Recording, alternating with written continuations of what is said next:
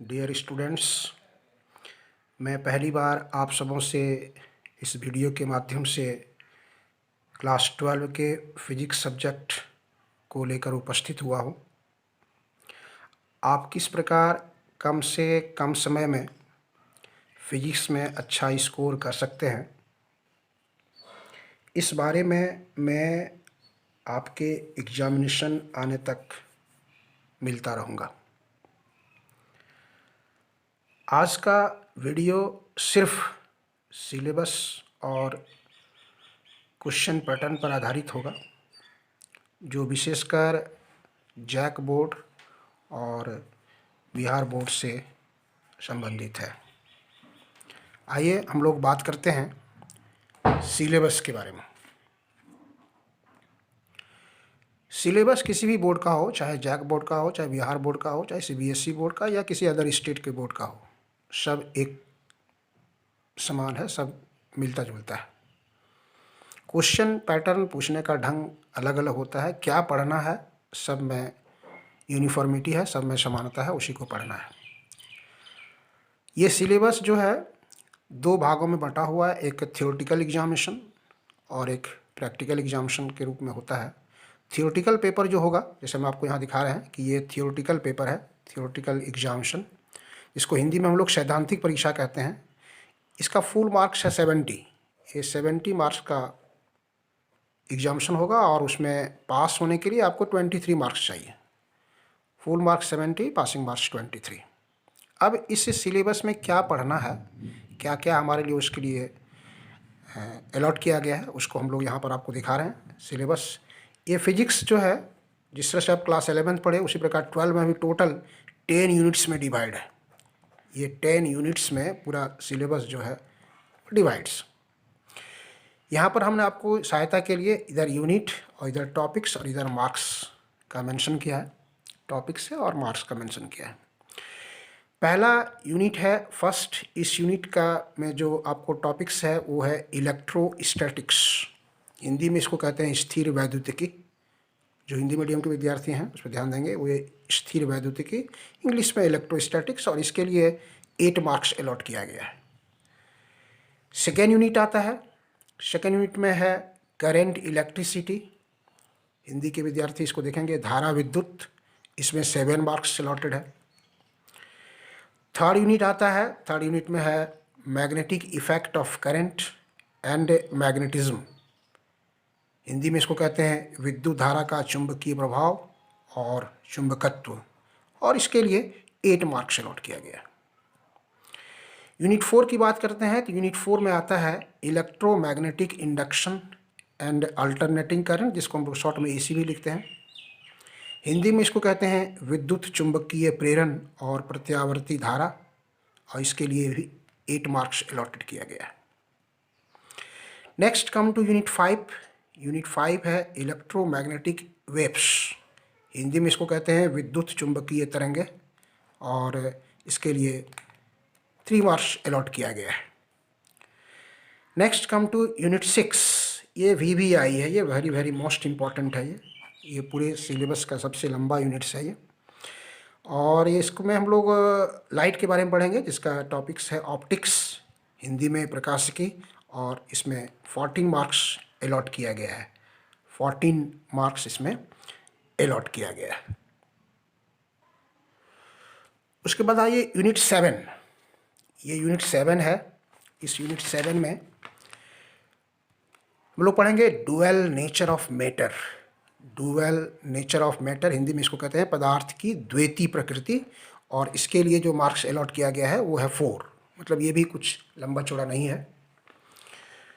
उसके बाद आइए यूनिट 7। इस यूनिट 7 में हम लोग पढ़ेंगे एटम्स एंड न्यूक्लियाई के बारे में। ये फुल्ली केमिस्ट्री है। केमिस्ट्री में अगर आपका अच्छा नॉलेज है तो इसको बहुत आसानी से आप इसको समझ सकते हैं। एटम्स एंड न्यूक्लियाई, परमाणु और नाभिक, और allotted marks for this is 6। इसके लिए 6 नंबर अलॉट किया गया है। Next come to unit 9। Unit 9, इसमें जो चैप्टर हम लोग पढ़ेंगे that is electronic devices. Electronic devices, electronic विधियाँ, और allotted marks is 7। Allotted marks is 7। And lastly unit 10। Unit 10 है कम्युनिकेशन सिस्टम, इसको हिंदी में कहेंगे हम लोग संचार तंत्र, और इसके लिए अलॉटेड मार्क्स है 5। टोटल को आप सम कर देंगे, ये 70 मार्क्स आपको इसमें मिलेगा। इस 70 मार्क्स जो मिला आपको, इस 70 मार्क्स में पास मार्क्स आपने देखा, इसके लिए जो आपने देखा, इसमें पास मार्क्स जो आपने आपको शुरू में बताया, आपको 23 लाना है, 23 लाना है। लेकिन जो बच्चे इसमें 23 आ गया, उसके बाद आपका आ गया यहाँ से थियोरेटिकल के बाद आते हैं तो आपका आएगा प्रैक्टिकल। प्रैक्टिकल में है 30 मार्क्स, प्रैक्टिकल एग्ज़ाम है, प्रैक्टिकल एग्जामिनेशन है, इसमें है 30 मार्क्स, और इसके लिए पास मार्क्स है 10 मार्क्स पास है ये।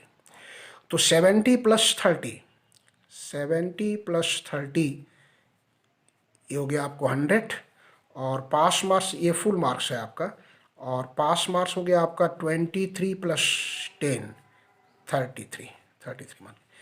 जो लड़के इस 70 में से 75 या इससे अधिक लाता है, उसके मार्कशीट में भी लिखा रहता है डिस्टिंक्शन, डी लिख दिया जाता है, डिस्टिंक्शन इसमें लिखा रहता है।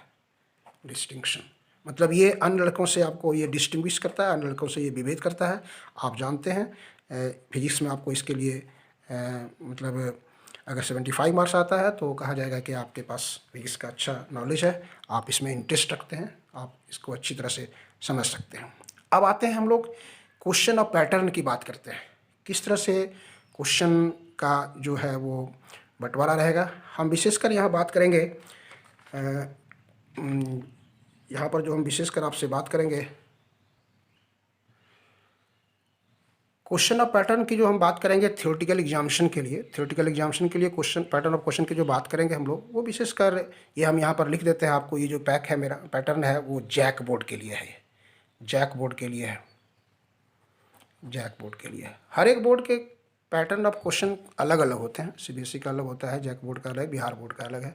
बिहार बोर्ड में है कि फुल मार्क्स जितना है उसका 50% ऑब्जेक्टिव रहता है, और उस ऑब्जेक्टिव का आंसर उसको OMR शीट पर देना पड़ता है।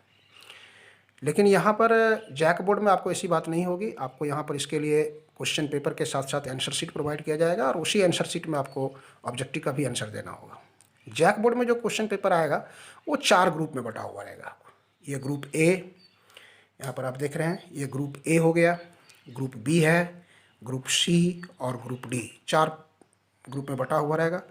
और टोटल क्वेश्चन जो रहेगा जैक बोर्ड में, टोटल क्वेश्चन जो रहेगा फिजिक्स में वो 20 रहेगा, from question number 1 to question number 20, total question 20 रहेगा। ग्रुप ए में क्वेश्चन नंबर 1 रहेगा, अकेला ग्रुप 1 जो है वो क्वेश्चन नंबर 1 रहेगा, उसमें 15 क्वेश्चन रहेंगे। किस तरह से क्वेश्चन रहेंगे, यहाँ देखिए रोमन में लिखा रहेगा इस तरह से, क्वेश्चन 1 2 3 4 5 6 7 15 तक यहाँ रहेगा ये, और इसमें आपको आंसर लिखना है। बिहार बोर्ड में OMR शीट में इसका आंसर जाता है, झारखंड बोर्ड में आपको इसी पर लिखना है, चाहे इसका आंसर जो हो, ए है तो ए लिखना है, बी है तो बी लिखना है, सी है तो सी लिखना है, डी है तो ये डी का इसका आपको आंसर लिखना होगा। ध्यान देना है ये क्वेश्चन एक ही 15 क्वेश्चन नंबर 1 के अंतर्गत आता है, इसलिए लड़के कभी कभी गलती क्या कर देते हैं, 1 2 3 4 इस तरह से 15 क्वेश्चन यहाँ लिख देते हैं और उसका आंसर इस तरह से उसको लिखते हैं। तो ये गलत प्रोसेस है, क्योंकि 2 नंबर क्वेश्चन अलग है, 2 नंबर का क्वेश्चन जो है वो अलग है, इसलिए इसमें ध्यान देना है आपको। झारखंड बोर्ड के स्टूडेंट्स के लिए विशेषकर इंस्ट्रक्शंस को फॉलो करना चाहिए कि क्वेश्चन नंबर 1 में ही 15 क्वेश्चन इंक्लूडेड है जो रोमन में लिखा हुआ रहता है, और उसका आंसर उसको आपको वहाँ से लिखना है। आइए ग्रुप बी में, वहाँ से इस क्वेश्चन नंबर 2 से लेकर के क्वेश्चन नंबर 9 तक, मतलब टोटल 8 क्वेश्चंस। ये क्वेश्चन नंबर ग्रुप ए में हो गया 15 questions, each question carry 1 marks, इसलिए 15 मार्क्स टोटल हो गया आपको। ग्रुप बी में 8 क्वेश्चंस होता है, कहाँ से स्टार्ट होगा, question number 2 to question number 9, each question carry 2 marks, इसलिए 8 × 2 16, और ये है वेरी शॉर्ट आंसर, अति लघु उत्तरीय प्रश्न। ऐसे प्रश्नों का उत्तर आपको वहाँ पर 1 सेंटेंस 2 सेंटेंस 3 सेंटेंस 4 सेंटेंस में दे सकते हैं। कुछ न्यूमेरिकल्स भी छोटा छोटा रहता है जो इसमें डाल दिया जाता है, जो फॉर्मूला बेस्ड होता है। ग्रुप सी में चले आइए, इसमें है शॉर्ट आंसर क्वेश्चन, इसको हम लोग कहते हैं लघु उत्तरीय प्रश्न। लघु उत्तरीय प्रश्न ये होगा आपको यहाँ तक 9 तक था, अब यहाँ से ये 10 से 17 आएगा, 10 से 17 तक ये 8 क्वेश्चन रहेगा, each question carry 3 marks, 8 into 3 that is 24, that is 24। उसके बाद आता है group D. Group D long answer question है, ये लॉन्ग आंसर क्वेश्चन जिसको हिंदी में कहते हैं दीर्घ उत्तरीय प्रश्न। इसका टाइम, इसका नंबर जो स्टार्ट होगा 18 to 20, 18 to 20, there 3 questions, 3 into 5 15। सबको आप सम कर देंगे, टोटल मार्क्स 70 आ जाएगा। 70 मार्क्स आपको इसमें मिल गया आपको यहाँ से। अब ये जो लॉन्ग क्वेश्चन है, लॉन्ग क्वेश्चन जो 5 मार्क्स का आता है, सब यूनिट से नहीं आता है। इस पर आपको ध्यान देना है, कैसे कम समय में आप अच्छा स्कोर कर सकते हैं, इस पर फोकस करना है। तो ये जो लॉन्ग क्वेश्चन आता है, लॉन्ग क्वेश्चन का जो यूनिट है वो फर्स्ट, सेकेंड, थर्ड, फोर्थ और सिक्स्थ ये है। इससे 100% की गारंटी है एक क्वेश्चन रहेगा। ये यूनिट 6 से एक क्वेश्चन रहेगा ही, 100% गारंटी है। यूनिट 3 से एक क्वेश्चन रहेगा ही, ये भी 100% गारंटी है। यहाँ से भी रहेगा, यहाँ से भी रहेगा। आप बच गए, आपको एक क्वेश्चन। 3 लॉन्ग क्वेश्चन आता है, आपको दिख रहा है 18, 19, 20। तो 3 लॉन्ग क्वेश्चन में से 2 क्वेश्चन आपको कंपलसरी हो गया। अब एक क्वेश्चन के आगे आपको सेलेक्ट करना है कि फर्स्ट, सेकेंड, फोर्थ कहाँ से आ सकता है। कभी इससे आता है, कभी इससे आता है, कभी इससे आता है, इसलिए आपको उस पर ध्यान देना होगा। दूसरी बात है कि ये जो लॉन्ग क्वेश्चन आता है, हर क्वेश्चन में अल्टरनेट दिया रहता है, अथवा। क्वेश्चन में जैसे कि क्वेश्चन नंबर 18 है, क्वेश्चन यहाँ दिया रहेगा, उसका अथवा दे करके फिर एक दूसरा क्वेश्चन दिया रहेगा। क्वेश्चन नंबर 19 है, उसका भी क्वेश्चन दिया रहेगा, फिर अथवा दे करके उसका एक अल्टरनेट दिया रहेगा। फिर क्वेश्चन नंबर 20 है, उसका अथवा दे करके फिर क्वेश्चन दिया रहेगा। तो ये था आपको सिलेबस और पैटर्न ऑफ क्वेश्चन, कहाँ से किस रूप में पूछा जाएगा, स्पेशली जैक बोर्ड और बिहार बोर्ड के लिए। अब हम लोग शुरू करेंगे यूनिट फर्स्ट। यूनिट फर्स्ट जो हमारा स्टार्ट होगा नेक्स्ट क्लास में, हम लोग यहाँ से शुरू करते हैं। यूनिट फर्स्ट में इलेक्ट्रोस्टैटिक्स, जैसे अभी आपने देखा इलेक्ट्रोस्टैटिक्स, हम लोग उसमें देखेंगे। इलेक्ट्रोस्टैटिक्स में जो चैप्टर है स्थिर वैद्युतिकी, उसके बारे में हम लोग अब शुरू करते हैं।